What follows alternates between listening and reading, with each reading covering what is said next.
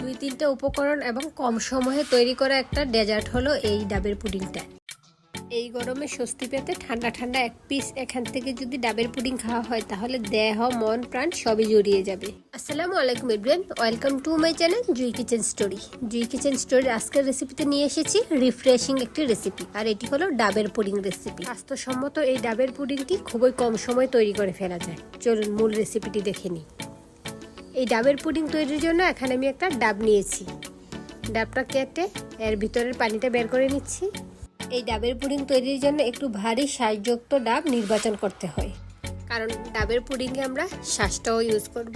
তাই এমন ডাব নির্বাচন করতে হবে যেন ডাবের শাঁসটা কিছুটা শক্ত অর্থাৎ একটু ভারী হয়, তবে একেবারে ঝুনা নারিকেল ইউজ করা যাবে না।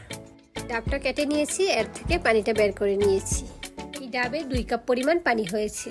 আর যে ডাবের পানিটি একটু মিষ্টি হয় সেই ডাব দিয়ে এই ডাবের পুডিংটি তৈরি করে নিলে খেতে অনেক ভালো হয়। আমি যে ডাবের পানিটা নিয়েছি এটা কিছুটা মিষ্টি ছিল, তাই এখন আমি চিনি ইউজ করছি। এখানে 1/4 কাপ পরিমাণ চিনি দিয়ে নিয়েছি। আর আপনারা এই ডাবের পুডিং তৈরি করতে গেলে আপনারা ডাব নিলে ডাবের পানিটা মিষ্টি হলে চিনিটা স্কিপ করতে পারেন, পছন্দ অনুযায়ী মিষ্টি দিয়ে নিতে পারেন। আর এই চিনিটা হলো এই ডাবের পুডিং তৈরির দ্বিতীয় উপকরণ। এখন দিয়ে নিচ্ছি এই ডাবের পুডিং তৈরির শেষ উপকরণ অর্থাৎ আগার আগার পাউডার। এই আগার আগার পাউডারটা দিয়েই এই ডাবের পুডিংটা সেট হবে, অর্থাৎ জমাট বাঁধতে সাহায্য করে এই আগার আগার পাউডারটা। আগার আগার পাউডার দিয়ে আমি ভালোভাবে মিশিয়ে নিচ্ছি। আর আগার আগার পাউডারের পরিবর্তে আপনারা চায়না গ্রাসও ইউজ করতে পারেন। এই আগার আগার পাউডার আপনারা সুপার শপে কিনতে পাবেন। এছাড়া বড় বড় মুদি দোকানে খোঁজ করলেও এই আগার আগার পাউডারটা পেয়ে যাবেন। আগার আগার পাউডার দেওয়ার পর ভালোভাবে মিশিয়ে নিচ্ছি। আর দেখুন আমি এখনও এই ডাবের পানিটা ছেঁকে নিইনি। সবগুলো উপকরণ দিয়ে নেওয়ার এবং ভালোভাবে মিশিয়ে নেওয়ার পর এখন একটি প্যানে ছাঁকনি দিয়ে ছেঁকে এই ডাবের পানিটা দিয়ে নিচ্ছি। আমি ডাবের পানিতে এই আগার আগার পাউডারটা আগেই মিশিয়ে নিয়েছি যেন জমাট বাঁধা অংশ না থাকে। আমি একটা স্প্যাচুলা দিয়ে নেড়ে চেড়ে ছেঁকে নিচ্ছি, কারণ এর মধ্যে রয়েছে ডাবের ময়লাটাও, অর্থাৎ ডাবের যেই খোসা অংশটা ছিল সেটাও একবারেই ফেলে দিয়েছি। এখন চুলায় বসিয়ে জাল করে নিচ্ছি, অনবরত নেড়ে চেড়ে জাল করে নিচ্ছি। তবে এখানে খুব বেশি সময় নিয়ে জাল করে নিব না, ভালোভাবে বলক চলে আসলেই উঠিয়ে পাত্রে সেট করে নিব। এই তো দেখুন অনেকটাই বলক চলে আসছে। আর একটু ভালোভাবে বলক চলে আসলে এটাকে চুলা থেকে তুলে আমি যেই পাত্রে পুডিংটা সেট করব সেই পাত্রেই ঢেলে নিব। ভিডিওটি ভালো লেগে থাকলে ভিডিওটিতে একটি লাইক দিয়ে চ্যানেলটি সাবস্ক্রাইব করে পাশে থাকা বেল আইকনটি বাজিয়ে দিন। এতে করে আমার চ্যানেলের কিছু আপলোড হলে এর নোটিফিকেশন সবার আগে আপনার কাছে চলে যাবে। আর ফেসবুক পেজ থেকে দেখে থাকলে পেজটিতে একটা লাইক ও ফলো দিয়ে দিন, এবং রেসিপিটি কেমন লেগেছে আমাকে কমেন্টে জানিয়ে দিন। এই তো দেখুন ভালোভাবে বলক চলে আসছে। এখন এটাকে আমি চুলা থেকে তুলে যে পাত্রে সেট করব সেই পাত্রেই ঢেলে নিব।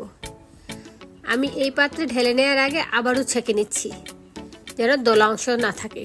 অবশ্য ছেঁকে নেওয়ার প্রয়োজন পড়ে না, তারপরেও ছেঁকে নিলাম। এখন উপরে আমি দিয়ে নিচ্ছি ডাবের শাঁসগুলা। আমি এখানে হার্ট শেপে ডাবের শাঁসগুলা কেটে নিয়েছি, দেখতে সুন্দর দেখা তাই হার্ট শেপে দিয়ে নিয়েছি। একে একে সবগুলো হার্ট শেপের ডাবের শাঁস আমি দিয়ে নিচ্ছি। আপনারা আপনাদের পছন্দ অনুযায়ী দিয়ে নিতে পারেন, লম্বালম্বি করে কেটেও দিয়ে নিতে পারেন। আর অবশ্যই গরম অবস্থায় দিয়ে নিতে হবে, কারণ ঠান্ডা হয়ে গেলে এই পুডিংটা সেট হয়ে যাবে। এখন আমি এটাকে নর্মাল টেম্পারেচারে রেখে দিব ঠান্ডা হওয়া পর্যন্ত। ঠান্ডা হয়ে আসলে এটাকে আমি আবারও ফ্রিজে রেখে সেট করে নিব 1 ঘন্টা। তবে নর্মাল টেম্পারেচারে রেখে ঠান্ডা করলেই সেট হয়ে যায় এই পুডিংটা। আর ঠান্ডা ঠান্ডা খেতে ভালো লাগে, সেজন্যই আমি ফ্রিজে রেখে ঠান্ডা করে নিয়ে তারপর বের করে কেটে নিব। এই তো ফ্রিজ থেকে বের করে নিয়ে আসলাম। দেখুন পারফেক্টলি সেট হয়ে গিয়েছে, দেখেই বোঝা যাচ্ছে যে পুডিংটা সেট হয়ে গিয়েছে। এখন আমি বাটি থেকে তুলে আপনাদেরকে দেখাচ্ছি। আর আপনারা আপনাদের পছন্দনীয় যে কোনো বাটিতেই সেট করে নিতে পারেন এই ডাবের পুডিংটি। রেসিপি সম্পর্কে কোনো তথ্য জানা থাকলে আমাকে কমেন্টস করবেন, আমি কমেন্টে আপনাদেরকে উত্তর দিয়ে দিব। এই তো দেখুন আমি স্প্যাচুলা দিয়ে সাইড থেকে একটু নেড়ে দিচ্ছি যেন সহজে উঠে আসে। আপনারা ছুরি দিয়েও করে নিতে পারেন। স্প্যাচুলার সামনের অংশটা কিছুটা নরম, তাই সহজে এটা তুলে নেওয়া যাচ্ছে। অবশ্য ছুরি দিয়েও পারা যায়। এখন আমি একটা প্লেটে নিয়ে নিচ্ছি। এই তো দেখুন সহজেই প্লেটে নিয়ে নিলাম। এখন এটাকে আমি কেটে দেখাবো। আর দেখুন মাশাআল্লাহ দেখতে অনেক সুন্দর দেখাচ্ছে আর সুন্দরভাবে সেট হয়েছে।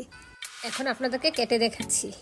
আপনারা যদি আগে বানিয়ে না থাকেন তাহলে আমার রেসিপিটি ফলো করে এই ডাবের পুডিংটি বানিয়ে খাবেন, তাহলে বুঝবেন আসলে এর স্বাদটা কতটুকু। আর যদি আমার রেসিপিটি ফলো করে বানিয়ে থাকেন তাহলে আমাকে কমেন্টে জানিয়ে দেবেন আপনাদের এই ডাবের পুডিংটি খেতে কেমন হয়েছে। আর আগে থেকে বানিয়ে থাকলে তো বুঝে নিই এর স্বাদটা কতটুকু। এই তো দেখুন একেবারে পারফেক্টলি সেট হয়েছে এই ডাবের পুডিংটা। আর এই ডাবের পুডিংটা এতটাই সফট হয়েছে যে মুখে দেওয়ার সাথে সাথেই মিলে যায়। আর এই ডাবের পুডিংটা আপনারা নর্মাল ফ্রিজে সংরক্ষণ করে রাখতে পারেন 3-4 দিন।